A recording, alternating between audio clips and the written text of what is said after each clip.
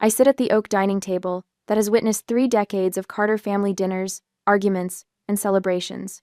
The table where my grandfather taught me to play checkers. The table where I once believed I belonged.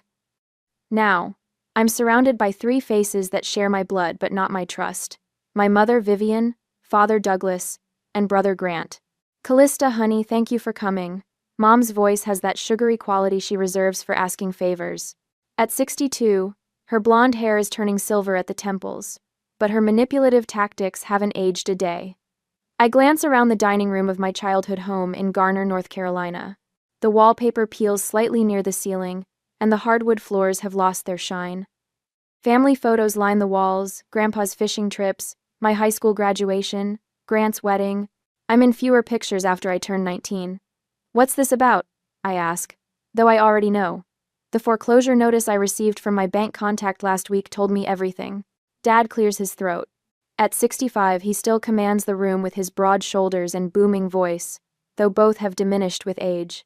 We've hit a rough patch, financially speaking. Again? The word slips out before I can stop it. Grant shoots me a warning look. My brother, always the peacekeeper when it benefits him. At 36, he's grown soft around the middle, comfortable in his role as the favored child. Mom slides a calculator across the table. The display shows a number that would make most people flinch. $180,000. That's what we need, she says, her fingers trembling slightly, to save the house. I stare at the number, feeling nothing.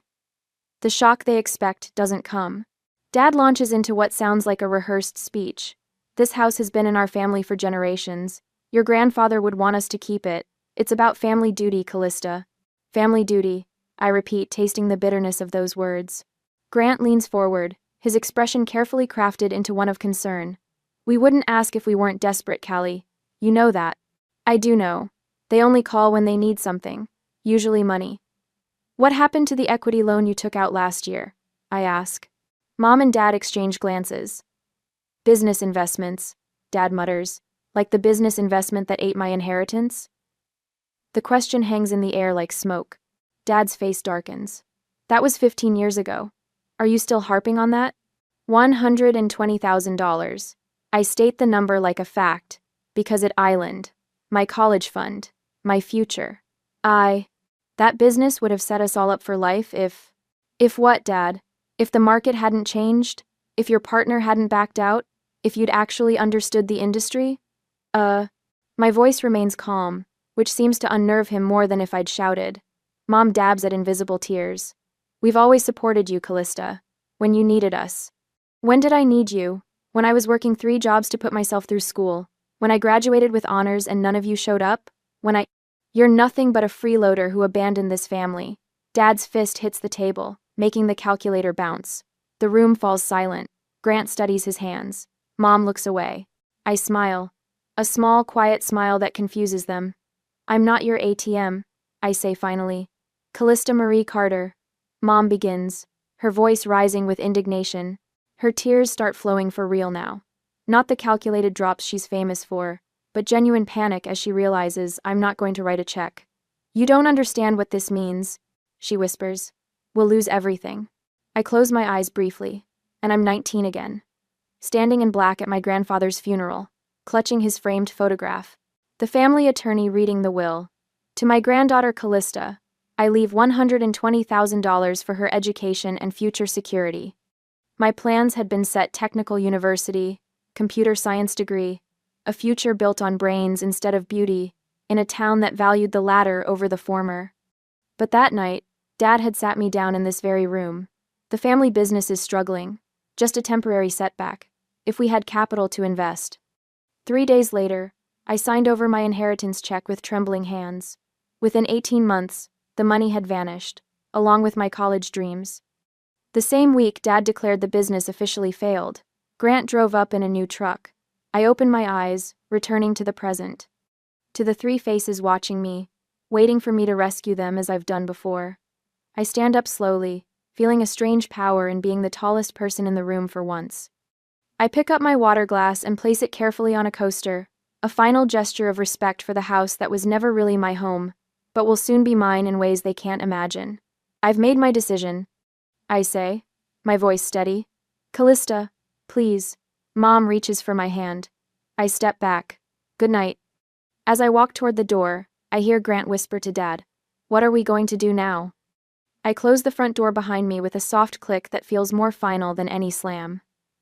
In the quiet evening air of Garner, with the scent of magnolias heavy around me, I finally allow myself to smile fully. They have no idea what's coming. Later that night, I spread the financial documents across my Raleigh apartment's kitchen counter. 15 years of meticulous record-keeping. The manila folder marked Inheritance sits heaviest among them, though it contains only 3 papers: grandfather's will, the bank check receipt, and the business investment agreement I signed with trembling fingers at 19. $120,000. My future, handed over to my father in a moment of family loyalty I've regretted every day since. The business ledgers tell the story plainly. Dad burned through my inheritance in 18 months. Office equipment, business dinners at steakhouses, a company car that somehow ended up as Dad's personal vehicle, marketing consultants who delivered nothing but invoices. What the ledgers don't show is Grant's new Ford F-150 that appeared in our driveway the same week. Dad claimed the business needed emergency capital, the truck with custom wheels and a premium sound. The system while I was eating ramen noodles and working morning shifts at Percolate Coffee. I trace my finger over the columns of numbers. The evidence of betrayal preserved in black and white. My first apartment after moving out was a studio above Garner's laundromat. The air perpetually humid, the walls vibrating with industrial dryers. Rent was $450 monthly, exactly what I could afford while working at the coffee shop before dawn, tutoring high school students in math each afternoon, and entering medical billing data until midnight. Sleep became a luxury, confined to 4-hour blocks. I'd collapse into my second-hand futon, too exhausted to shower, then wake to do it all again. The single lamp by my makeshift desk flickered as I studied, the yellow glow barely reaching the textbook pages. I remember calling home once, during finals week. Mom answered, the sound of their backyard grill party in the background, Dad laughing, Grant's new girlfriend squealing at some joke. "We're celebrating your father's new business contact," Mom explained, her voice distant. "Is everything okay? Do you need something?" I'd needed sleep, support, recognition that while they barbecued, I was drowning. "No," I'd answered. "I'm fine." I wasn't fine. I was becoming someone harder, someone who understood family loyalty ran in one direction in the Carter household. Dad the dreamer, the visionary, the man whose charm convinced a 19-year-old to hand over her future. His charisma had always been his deadliest weapon. Eyes sparkling with the next big opportunity, voice dropping to a conspiratorial whisper when discussing our family business. Always ours when he needed money. Always his when decisions were made. Grant learned manipulation at the master's knee. My brother, who never held a job longer than 6 months, but always had cash for trips to Atlantic City. Who called only when his credit cards maxed out. Who referred to my education as playing with computers, while he pursued real business opportunities that mysteriously never materialized. And Mom with her tears always ready, her allegiance firmly with Dad regardless of consequences. "He's doing his best, Callista," became her mantra, as if intention absolved responsibility. As if his dreams justified sacrificing mine. I might have broken completely if not for Professor Williams noticing my bloodshot eyes during advanced statistics. "You have talent," he told me after class, "but talent means nothing if you destroy yourself." He arranged a programming internship that paid better than my 3 jobs combined. Martha Chen at TriStat Technologies became my next lifeline, creating a work schedule that accommodated my remaining classes. "I worked my way through school too," she said, sliding a coffee across her desk during my interview. "Some of us have to climb the hard way." Then Naomi Briggs, the attorney who took my case when TriStat's competitor tried stealing my algorithm. "You understand documentation," she'd said, impressed by my organized evidence. "Most people can't prove what happened to them. You can." Graduation day dawned clear and bright. I sat among strangers, my name called to unexpected honors. Callista Carter, summa cum laude. The announcement echoed across the auditorium as I crossed the stage, searching the audience for familiar faces. The 4 seats I'd reserved remained empty. Mom had promised they'd come. We wouldn't miss it, she'd said the week before. Dad's so proud. The ceremony ended, Students reunited with families clutching flowers and balloons. I stood alone, diploma case in hand, watching celebrations unfold around me. My phone buzzed. A text from Mom. Grant's car trouble. So sorry. Dinner next week? There was no dinner. No acknowledgement. 3 days later, TriStat offered me a permanent position with benefits and a salary that finally allowed me to breathe. Standing in my new office, I made a vow as I unpacked my single box of belongings. The photo of grandfather went on my desk. The business agreement with my father went into a locked drawer. I will never be vulnerable to them again, I whispered to the empty room. Not financially, not emotionally, not ever. I didn't know then that 15 years later, I'd be planning to take the very house where they'd betrayed me. But I knew something had changed. I was no longer the daughter who could be sacrificed for their comfort. I was becoming the woman who would eventually hold the deed to their future. 2 days later, the window of my corner office frames the Raleigh skyline like a postcard. Not the largest office at Meridian Data Systems, but mine through merit, not manipulation. 6 years of climbing from junior analyst to department head, each promotion earned through competence rather than connections. I straightened the framed certificate on my wall. Employee of the Year, 2 years running. The brass plate catches morning light, reflecting onto my organized desk where I review quarterly projections. Numbers that make sense. Numbers that don't disappear into family emergencies. Your 10 o'clock is here, says Maya, my assistant, poking her head through the doorway. I nod, closing the investment portfolio I've been reviewing during my morning coffee. Nothing extravagant. Conservative index funds, a modest IRA, and the emergency fund that took 3 years to build. Financial stability feels like oxygen after nearly drowning.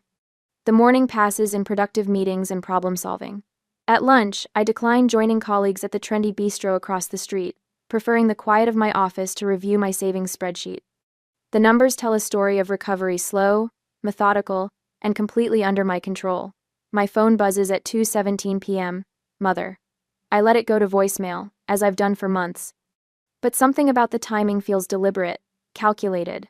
When the notification appears, I press play despite my better judgment. Callista, honey. Her voice wavers between theatrical and genuine distress. Your father, his heart. The doctor says the stress is making everything worse. A practiced pause. The bank called again about the house. We're behind $280,000 now with all the fees. If only we had more support.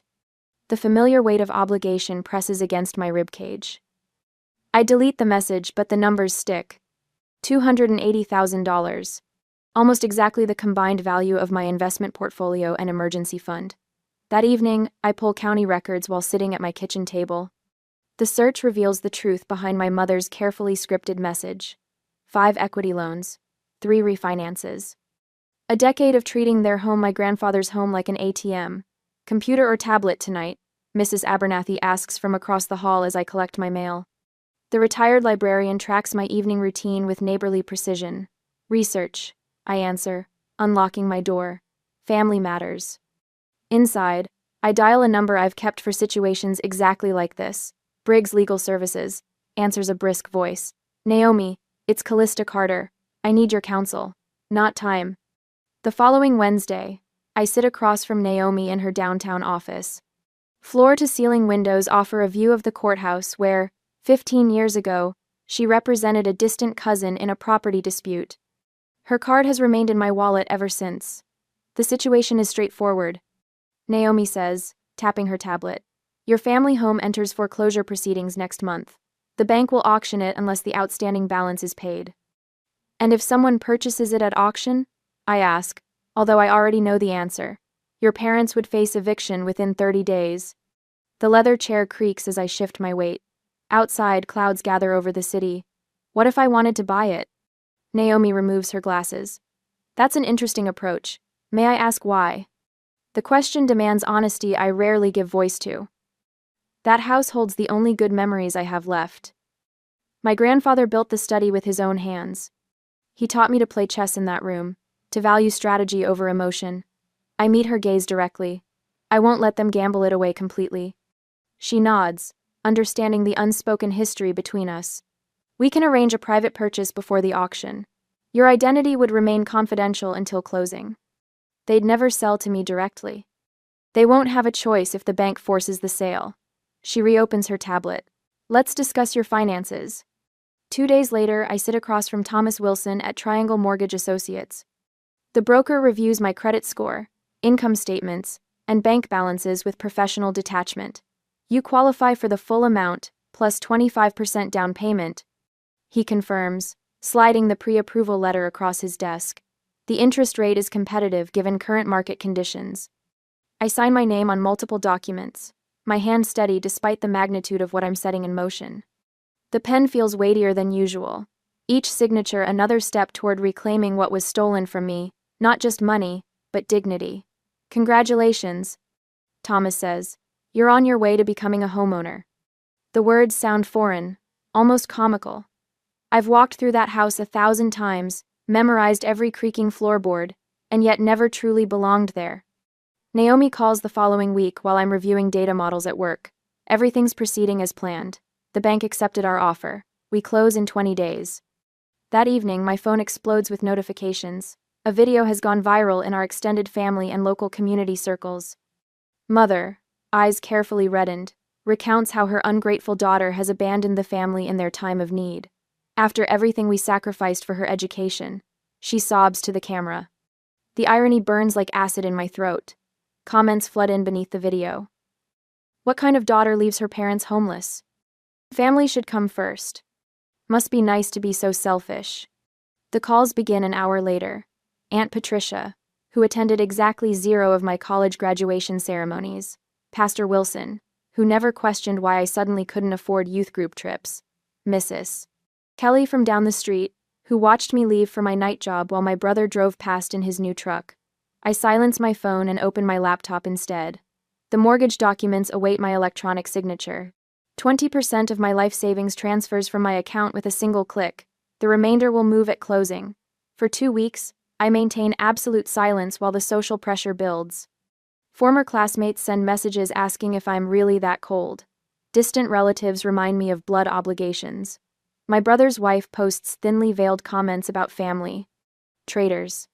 Through it all, I continue signing documents, transferring funds, and preparing for what comes next. The day before closing, I request a personal day from work, my first in 18 months. I drive to a coffee shop 3 towns over, where no one knows my name or my family. I order a plain black coffee and open my laptop to the final document from Naomi. Upon completion of this transaction, ownership transfers to Callista Marie Carter. Outside, spring rain taps against the windows. Inside, my finger hovers over the touchpad. With a single click, the house that witnessed my greatest loss becomes mine. Not through manipulation or guilt, but through the same determined work ethic my grandfather tried to instill in all of us. Only one of us was listening. I close my laptop and sip my coffee, tasting something beyond the bitter brew. Justice, served piping hot after 15 years on ice. The next day, I sign my name with precise strokes across the final document in Naomi's sunlit office. Each letter feels like a declaration of independence. 15 years of patience crystallized into a single signature. Congratulations, Miss Carter. The bank representative slides the folder toward Naomi, her face professionally neutral. The purchase is complete. Naomi's eyes meet mine, a hint of satisfaction crinkling their corners. She places a small brass key in my palm. It's official. The house is yours. My fingers close around the key, the same door my grandfather installed with his own hands. A tear escapes before I can stop it, falling onto my thumb where it catches the light. Sorry, I whisper, quickly wiping my cheek. Don't apologize. Naomi squeezes my shoulder. This isn't just business for you. I nod, unable to explain the storm brewing inside me, vindication and grief swirling together like oil and water, refusing to blend.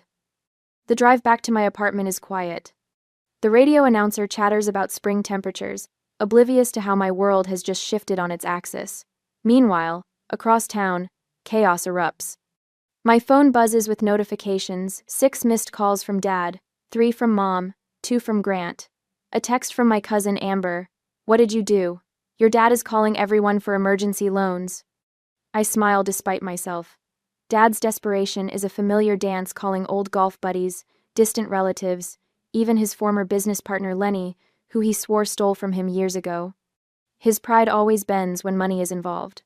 Through Amber's updates over the next 3 days, I watch their panic build like floodwaters against a weakening dam. Grant reaches out to friends whose names I recognize from local police blotters. Mom intensifies her social media campaign, posting teary-eyed videos about ungrateful children and family loyalty. Her army of Facebook sympathizers grows, their comments sharp with judgment about a daughter they've never met. Are you sure about this? Naomi asks when I visit her office to review the rental agreement. Once we send this letter, there's no going back. I've been going forward for 15 years. I reply, my voice steadier than my heartbeat. Send it. The letter arrives at my childhood home on a Tuesday morning. Amber calls me immediately, her voice hushed. I was dropping off some groceries for your mom when the certified mail came. And? My stomach tightens. They read it at the kitchen table. Your mom dropped into a chair like her legs gave out. Your dad's face went white, hospital white. And Grant. He crumpled up the paper, then smoothed it out again like he was afraid to damage it. I close my eyes, picturing the scene. The oak table where so many verdicts had been passed against me, now witnessing their reckoning. Amber pauses. The letter said you're their landlord now? Is that true? Yes. Holy shit, Callie. Her voice holds something new: respect, maybe even awe. The following afternoon, I pull into the driveway of what is now legally my property. Naomi's car is already there, her professional presence a shield I'm grateful for. We arrange our documents on the dining room table rolls reversed from my last visit. They file in like reluctant students to detention. Mom's eyes are swollen, her hands clutching a tissue. Dad's shoulders droop beneath his faded polo shirt. Grant stands in the doorway, arms crossed, jaw clenched. Please sit down, I say, gesturing to the chairs across from us. This is ridiculous. Dad sputters. You can't just... I can and I have. I slide the rental agreement forward. Fair market value is $1,800 monthly. First month's rent plus security deposit of $3,600 due upon signing. Mom gasps. That's outrageous.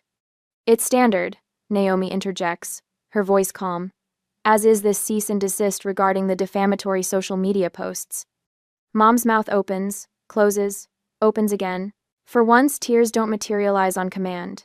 You have 24 hours to decide, I continue. Sign the agreement or vacate within 30 days. You can't throw us out of our own home. Grant steps forward, fists clenched. It's not your home anymore. I meet his gaze without flinching. It's mine. We'll fight this, Dad warns, his voice trembling with impotent rage. We'll get lawyers. You're welcome to try. Naomi slides her business card across the table. Have them contact me directly. Their objections bounce off us like rain against a window, initial outrage dissolving into desperate bargaining, then sliding toward reluctant acceptance as legal reality sinks in. But we're family, Dad finally says, his voice small and bewildered. The trump card he's played my entire life, now revealed as the weakest hand at the table. I look around the dining room at the worn floor my grandfather installed, at the window where he taught me to identify cardinals and blue jays, at the doorframe where he marked my height every birthday. Yes, I say quietly. And this is what family accountability looks like. I stand, arranging my papers with deliberate care. For 15 years they held all the cards. Now, in this familiar room where I once surrendered my future with trembling hands, I reclaim what was always meant to be mine. Not just a house. My voice. The next day, I arrive at my childhood home, to find cars lining the driveway and spilling onto the street. Aunt Patricia's silver Buick, Uncle Robert's pickup truck, even Pastor Williams's modest sedan. Mother has rallied the troops. There she is, announces Grant as I step through the front door. His voice carries the false cheer of a game show host introducing the villain. 20 pairs of eyes swivel toward me. The living room brims with extended family I haven't seen in years, arranged in a horseshoe formation like a firing squad. In the center sits an empty armchair, my designated seat for this ambush. Callista, honey, Mother rushes forward, arms outstretched. Everyone wanted to talk to you. I nod once, keeping my handbag close. Inside rests a folder containing 15 years of meticulously preserved evidence. The weight of it against my hips steadies me. Pastor Williams rises from his seat by the fireplace. At 78, his frame has shrunk, but his voice still carries the authoritative resonance that once made 12-year-old me squirm during Sunday school lessons about honor and obedience. Callista, we're concerned about the path you've chosen. He gestures toward a wall newly adorned with family photographs. I notice they've curated the display carefully. Christmas mornings where we appear united, fishing trips with Grandpa, my high school graduation. Not a single image reveals the truth that followed. Honoring thy father and mother isn't merely a suggestion, Pastor Williams continues. It's a commandment. Aunt Patricia dabs at her eyes with a handkerchief. Your grandfather would be heartbroken to see this family torn apart over something as meaningless as money. The mention of my grandfather ignites something in my chest. I open my handbag and extract the folder. Would you like to know what my grandfather actually wanted? I ask, my voice steady despite the heat rising in my throat. I lay out the documents one by one on the coffee table. Bank statements, business ledgers, loan applications with my inheritance as collateral. Receipts for Grant's truck purchased the same week Dad declared a business emergency. 15 years ago, I received $120,000 for my education. This money was explicitly designated by my grandfather for my future. I point to the will excerpt, highlighted in yellow. 3 days later, I signed it over to my father for a family business that failed within 18 months. The room grows uncomfortably still. Uncle Robert studies his shoes. While I worked 3 jobs to put myself through college, my parents renovated their kitchen. I place before them the Home Depot receipts I found in the attic last week. While I ate ramen in a studio apartment with no heat, my brother bought a new truck. The financing agreement lands next, Grant's signature bold at the bottom. I kept every piece of paper. Every broken promise, every receipt that showed where my future went. I looked directly at Pastor Williams. My grandfather taught me about responsibility and consequences. I'm honoring him by ensuring this family finally faces both. Mother's face crumples. We made mistakes, but we're still your family. Yes, you are. I gather my documents and walk toward Grandpa's study, which is why I'm offering you a chance to stay. The family trails behind me like a reluctant funeral procession. I enter the study, a room that still smells faintly of pipe tobacco and old books, and stand behind the oak desk. My finger traces the initials, W.C., carved into the corner. Walter Carter. The man who believed in education, responsibility, and me. You can stay as tenants or leave. Those are the only options. I remove the rental agreement from my folder and place it on the desk. Fair market value. First and last month's rent due immediately. Father's shoulders slump as he approaches the desk. You'd make your own parents pay rent. Yes. The single word hangs between us, unadorned and final. Later that evening, after the extended family has retreated with whispered judgments, we gather around the dining table, the same table where they ambushed me weeks ago. Naomi, my attorney, sits beside me, her presence a shield against old patterns. Father signs first, his pen hovering briefly before committing to the page. His signature looks smaller than I remember. Mother signs next, her hand trembling so violently the pen scratches across the paper. She won't meet my eyes. Grant's turn comes last. The pen creaks in his grip, his knuckles white with barely contained rage. He scrawls his name and shoves the document toward Naomi. Rent is due on the 1st of each month. I say, standing to signal the end of our business. Late payments incur a 10% penalty. As days pass, the true story spreads through Garner's social circles. Mother's carefully cultivated narrative of abandonment crumbles as friends learn about the inheritance, the 3 jobs, the graduation she didn't attend. Mrs. Peterson from next door stops me as I inspect the exterior paint. I always wondered why you left so suddenly, she says, her eyes wiser than I remembered.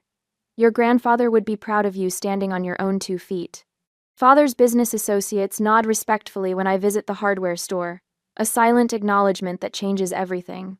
The narrative has shifted from ungrateful daughter to something closer to the truth, a woman reclaiming her legacy from those who tried to steal it. On Sunday, I overheard someone in the grocery store whisper, "That's Callista Carter, the one who bought her family's house when they couldn't keep it." For the first time in 15 years, my name carries the weight of power instead of pity. The house is mine. The truth is known. And in Grandpa's study, surrounded by his books and the scent of his memory, I finally feel at home. The autumn sun catches the fresh white paint of the porch as I pull into the driveway. 6 months of ownership has transformed my grandfather's house, our house, from a neglected liability into something resembling its former glory. The sagging steps now stand firm, and hydrangeas bloom where weeds once claimed territory. I check my watch precisely noon before retrieving the leather-bound rent ledger from my passenger seat. Punctuality matters in our new arrangement. Inside, I find Dad polishing the hallway table, his work uniform pressed for his afternoon shift at Johnson's Hardware. At 65, inventory clerk wasn't the retirement he imagined, but the 35 hours weekly keep the rent paid. Callista, he nods, the familiar boom in his voice subdued to something approaching respect. Mom emerges from the kitchen wiping flour from her hands, her pharmacy cashier name tag still pinned to her blouse. I made apple cobbler, your grandfather's recipe. The mention of Grandpa pulls me toward his study. The door creaks open to reveal what 6 months of weekend restoration has accomplished. Fishing tackle gleams in custom display cases along walls the exact shade of blue he favored. His books line the shelves, spines aligned perfectly, not a speck of dust in sight. Above his restored desk hangs the photograph I treasure most, Grandpa, teaching 10-year-old me to cast a line at Lake Wheeler, his weathered hands guiding mine with infinite patience. I run my fingers along the carved edge of his desk where he taught me to balance ledgers. The numbers never lie, Callista, he would say. Remember that. The dining room table witness to that final confrontation now hosts monthly family dinners with very different dynamics. Tonight's is our 6th. Grant arrives last, entering without knocking, his second job leaving shadows under his eyes. Traffic, he explains, hanging his jacket beside the door. No more slamming it on the floor for others to retrieve. We sit in our assigned places, passing dishes without the old tension. Conversation flows cautiously around neutral topics, weather, community news, work schedules. When Mom mentions needing new tires, she doesn't follow with hints about financial assistance. Instead, she asks about recommended brands. Wilson's Auto has a special this week, I tell her, passing the green beans. 20% off if you mention Jefferson Middle School fundraiser. I'll check it out, she says, making a note on her phone. Thank you. After dinner, I walk the perimeter of each room alone. My fingers trace the doorframe where pencil marks record my childhood growth spurts. In the kitchen, I stand where Grandpa taught me to bake his famous cornbread, adjusting my height to match his measurements. The porch swing creaks beneath me as twilight settles over the neighborhood. Last week, I established the Walter Carter Technical Scholarship Fund for students who lost financial support. 3 young women attended my first financial independence workshop yesterday. Family legacy is about values, not just blood, I told them. The morning sun will find me here again, watching light filter through trees my grandfather planted. There's peace in preserving what matters while releasing what doesn't. The house represents both justice and mercy, now the consequences my family needed and the second chance they didn't deserve but received anyway. In my grandfather's office sits a framed quotation I discovered among his papers. True inheritance isn't what you're given, but what you do with what was taken from you. The swing rocks gently as neighborhood lights flicker on. Different houses, different stories. How many families struggle with the same impossible choices between obligation and self-respect? What would you fight to preserve, regardless of the cost?